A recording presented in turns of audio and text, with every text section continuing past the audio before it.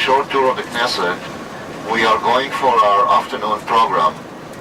First thing, we're going to drive east of Jerusalem, a little bit into the depth of the Judea wilderness, and we're going to visit one of the settlements on the West Bank, a settlement called Ma'ale Adumim. It's a very unique settlement because it's a mixed population, Orthodox and secular, living together. And I think that you're going to have a very great time there by listening to the people, how they live, what they're doing there, where is it. The place itself is beautiful. After finishing the visit in the West Bank settlement, which is about 25 minutes drive from Jerusalem, as far as distances is concerned, from the visit there, we'll return back to Jerusalem and we'll visit the Hill of Ammunition, or Ammunition Hill as we call it, the most famous battlefield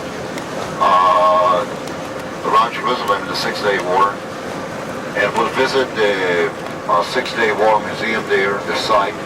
And we're also going to hear a speech that will be given by the director of this museum, who is one of those many parents that lost their son during the Six-Day War fighting on that hill. And then we'll be coming back to the town. We have dinner planned to us. After dinner, we will be divided into the different vehicles, and each one of you who received last night the invitation know exactly what kind of transportation he has. If you have a cab, it's written cab. If a bus, it's written what number of a bus. And we will take you to home hospitalities in Israeli homes, and then we'll be coming back to the hotel in different hours. I'm sure all of you will be coming back at least at 10:30, 9:30, maybe 10. That's usually. I talked the other day about the trees, the JNF. What happened to the trees? Or the trees has been chopped, and the JNF, launched the campaign of replanting the country again. But let us not forget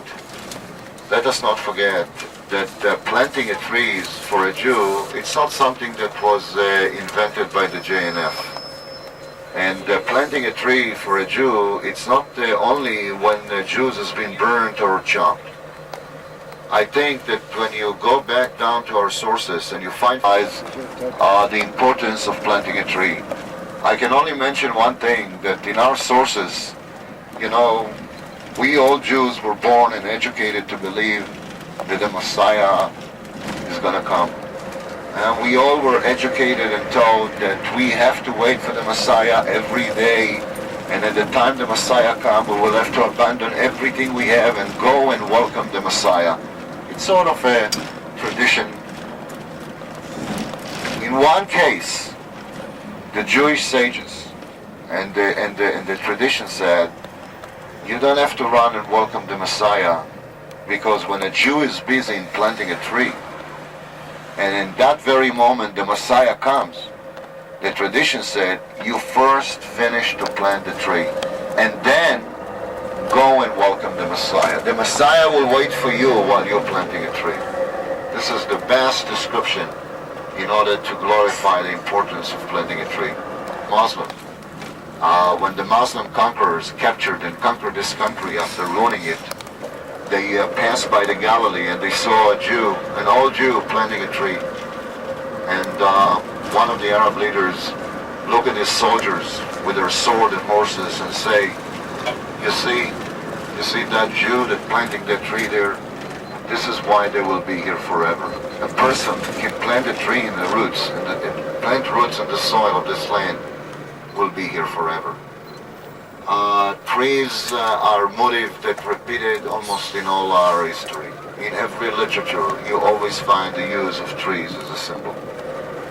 We're going to accomplish the mitzvah today, and we are going to accomplish it not just in another UGA forest or another JNF forest, because the area where we're going to plant a tree and the massacre of thousands of babies and people in Beitar mark the very, very end of Jewish independence for almost 2,000 years. And that's not a drama, that's a reality. I think that for us today to come back to these slopes, and you'll see those terraces, the abandoned terraces that once used to cultivate and farm by Jews who were expelled by sword in an event that marked the beginning of the Jewish exile. And today you come back to the same slopes 2,000 years later as a free Jews planting trees here. Nothing can symbolize more the return to Zion than what we do right now, right in this very place. I'm sure that throughout the ceremony, many other things will be mentioned concerning the tradition, the Jewish tradition of planting trees. Here, this is the area. By the way, notice on the hills, those stone terraces. They were all Jewish terraces, dated back to the Bar Kokhba period and before, that used to be once part of the agriculture of the Jews around Jerusalem. The valley, by the way, down below, called the Valley of the Ghost. The Valley of the Ghost used to be the main road between the coastal plain and Jerusalem. The Valley of the Ghost was the place where King David defeated in the final war the eternal enemy of the Jews, the Philistine.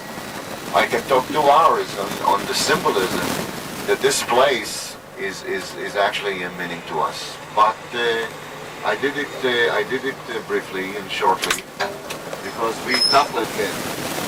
Welcome.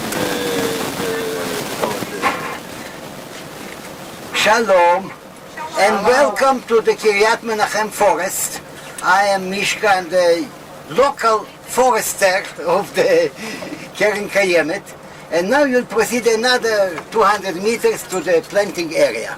And welcome וברוכים הבאים. תודה רבה לך, תודה רבה. יופי. תודה רבה, Mishka.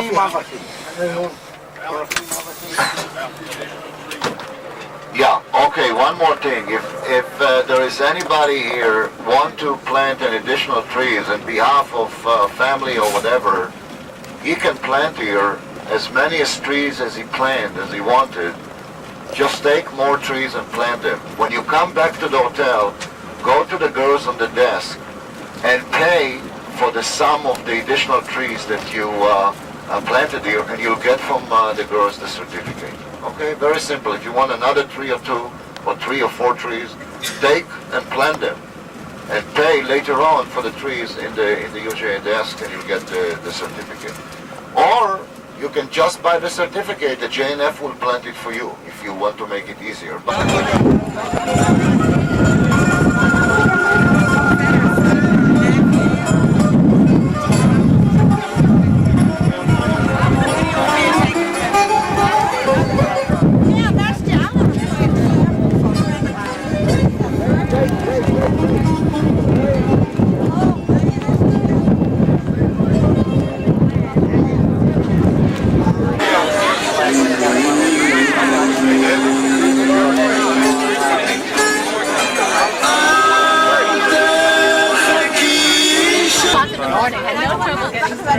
There's Gordon Frank with some trees he's about to plant. My mother, when I spoke with her last night, it's snowing now.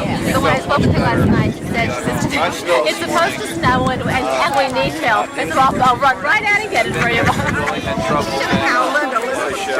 have a... But I think once we get past that point, then it's down south. It's nice not to the museum, unpack the suitcase completely, and being able to live out of drawers and zip out of a suitcase. And there won't be any long bus trips. Now at this time, they're going to sing first. Let them sing and then... Yeah.